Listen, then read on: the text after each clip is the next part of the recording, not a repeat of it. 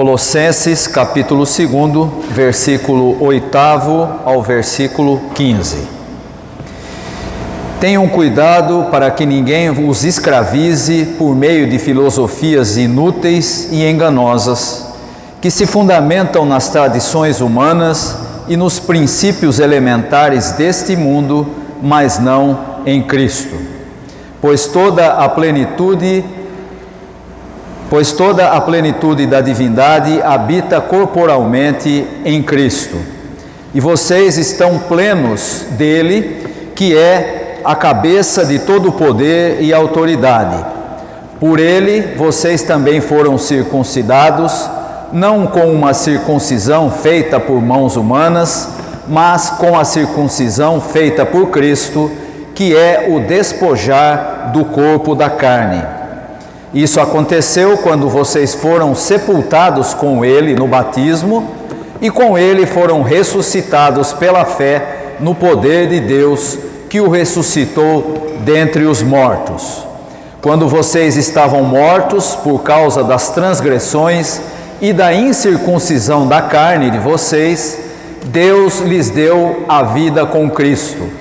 Ele nos perdoou de todas as transgressões e cancelou a escrita de dívida que consistia em ordenanças e que era contra nós.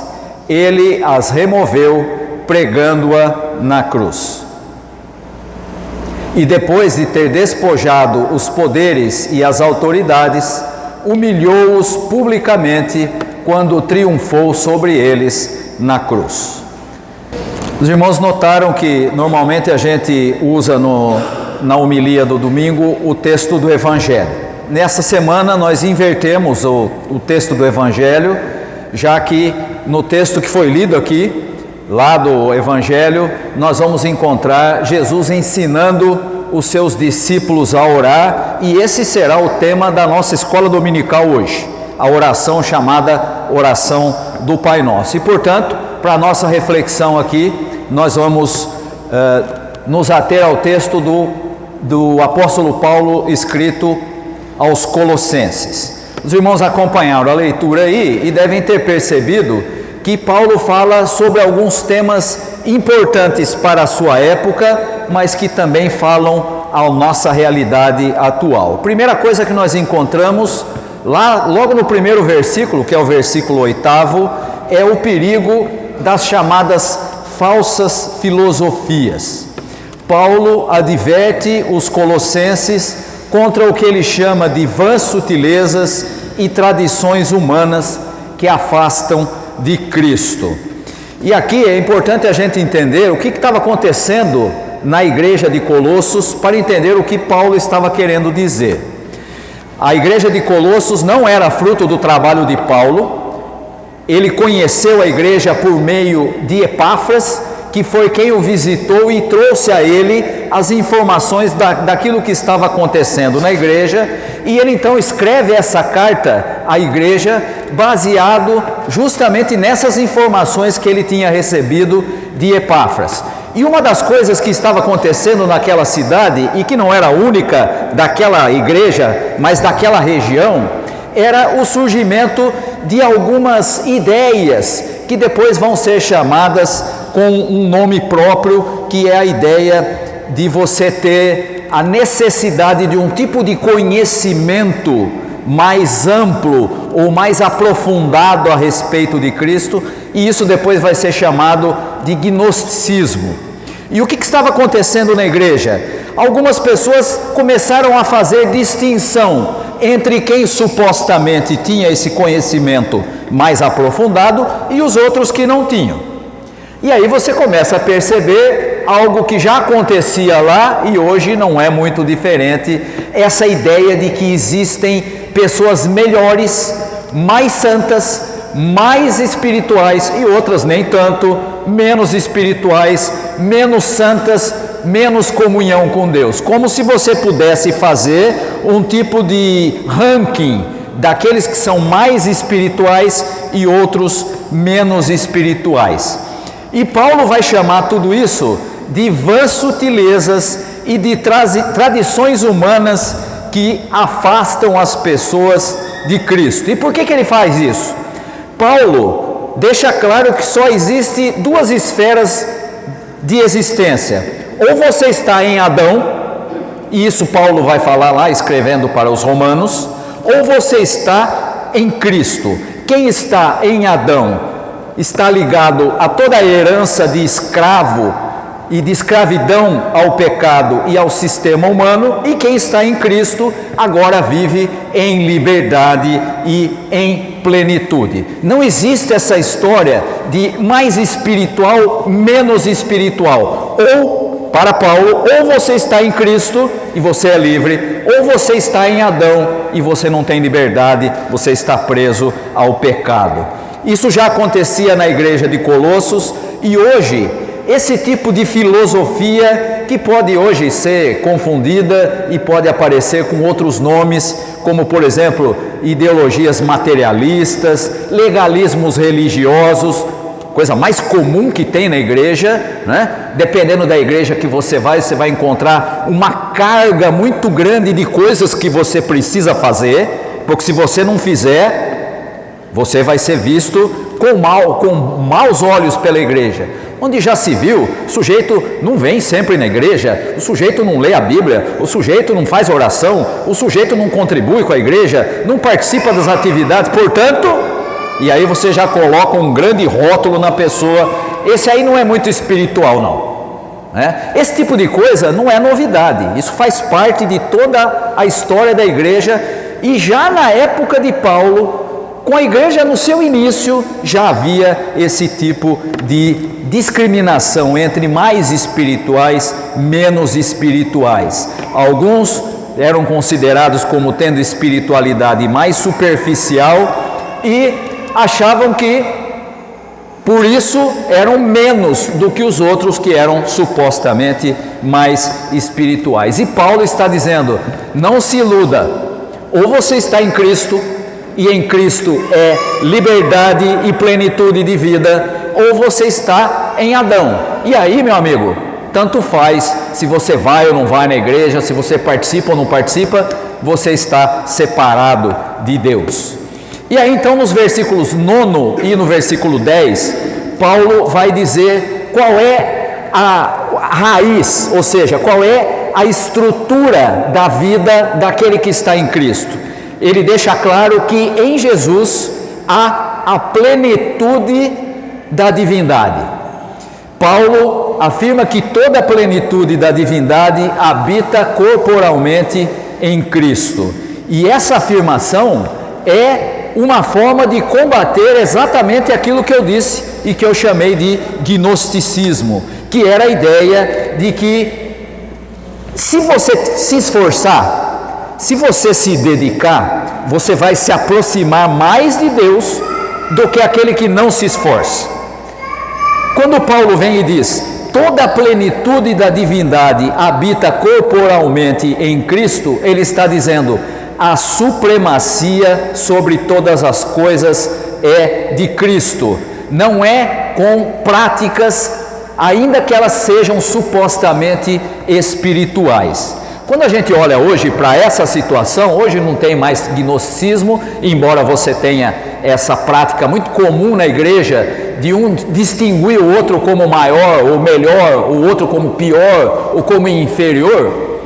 Mas ainda assim, quando nós olhamos para essa realidade da plenitude habitando em Cristo, isso significa que não há necessidade de nenhum tipo de acréscimo àquilo que Jesus ensinou.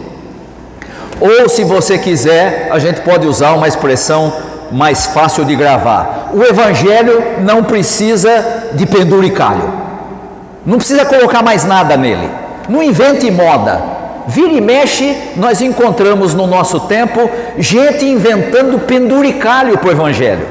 Ah, então, você conhece a Cristo? Você recebeu a mensagem do Evangelho? Então, mas se você quiser ser abençoado, aí começa a inventar. Você precisa fazer uma corrente não sei de que tipo, você precisa participar dessa ou daquela atividade que é só para alguns, não é para todo mundo.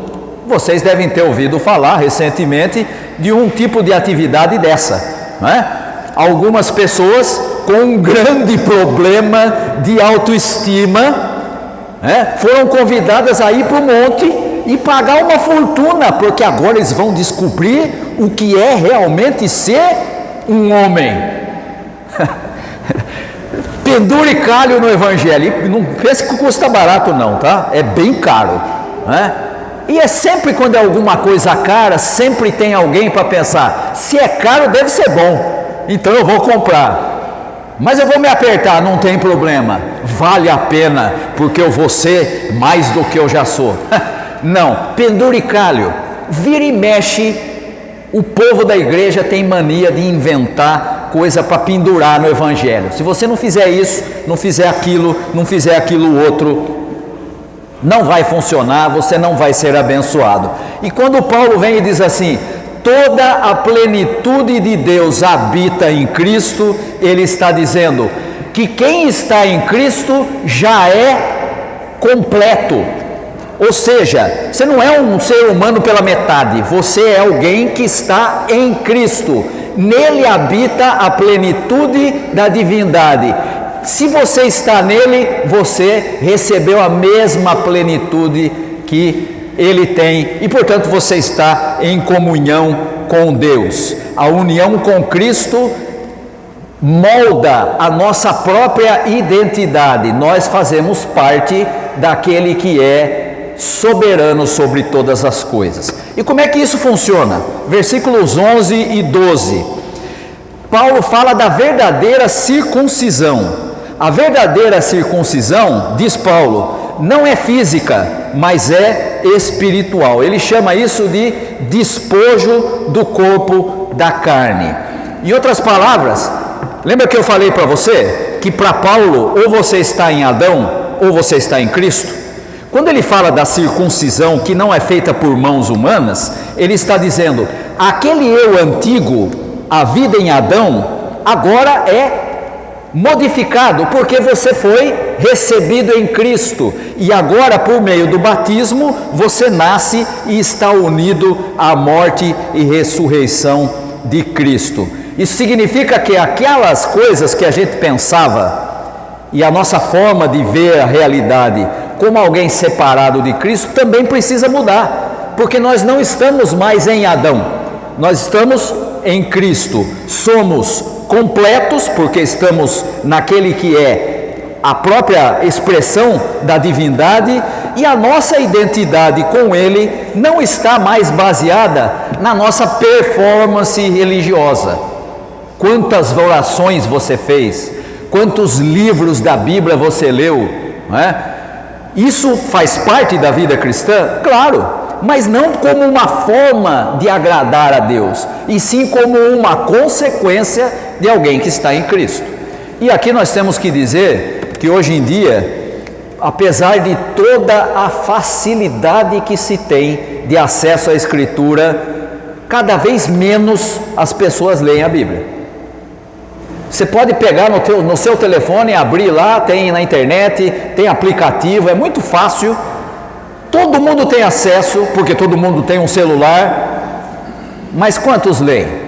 Quantos gastam tempo para entender o que está ali? E não vem com aquela desculpa, não, o texto é muito difícil, está cheio de tradução bem mais fácil, dá para ler sem problema, mas a gente hoje se afastou da comunhão com a palavra de Deus.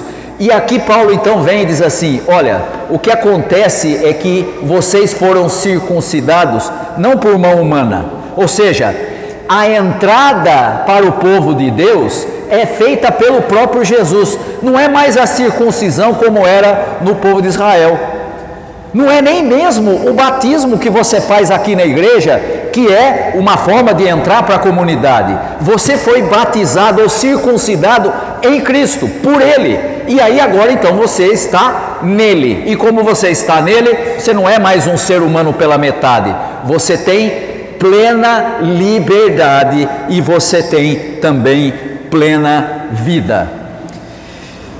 E aí então Paulo vai completar a sua argumentação lá no versículo 13 a 15, dizendo que aquilo que era a grande preocupação da igreja de Colossos, eles não precisavam mais se preocupar.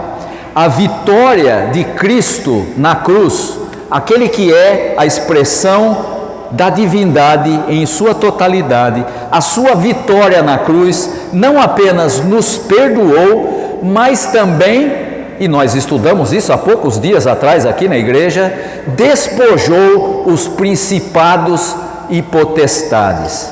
O que se vê aqui é a derrota cósmica, completa do mal, um tema de Paulo que une a redenção da pessoa com a redenção de todas as coisas. Na cruz, Jesus triunfou não só sobre principados e potestades, mas também sobre sistemas opressores, sejam eles espirituais, políticos ou sociais.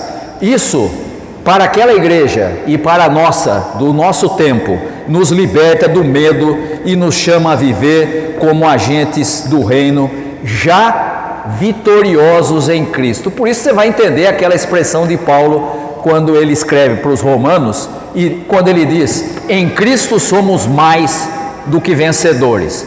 E aí você vai dizer: mas como assim somos mais que vencedores se a gente continua errando? Porque você está naquele que é a plenitude da divindade, você está naquele que é o soberano. Podemos olhar então para esse texto com todas essas informações e concluir que fomos chamados, como aquela igreja, a viver a liberdade em Cristo.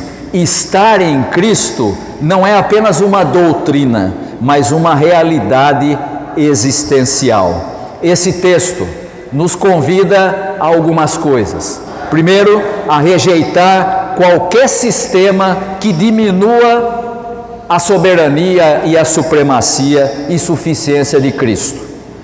Se você ouvir qualquer coisa que coloca Jesus em outra posição, senão daquela que a Escritura diz que ele está, rejeite. Por outro lado, também nos convida a aceitar que nele, em Cristo, nós somos completos, sem necessidade de penduricalho, de suplemento ou de invencionice que vira e mexe as igrejas criam. Você só precisa de Jesus e do seu evangelho. O resto é penduricalho, é suplemento que não serve para absolutamente nada. E finalmente nos convida a celebrar a vitória de Cristo na cruz, que é a vitória que nos liberta para amar a Deus e para servir ao próximo. Somos convidados a rejeitar, aceitar e celebrar. Somos convidados a perceber que estamos em Cristo, e porque estamos em Cristo, somos aqueles que podem ter comunhão com o Pai. Que Deus possa abençoar aos irmãos e às irmãs. Amém.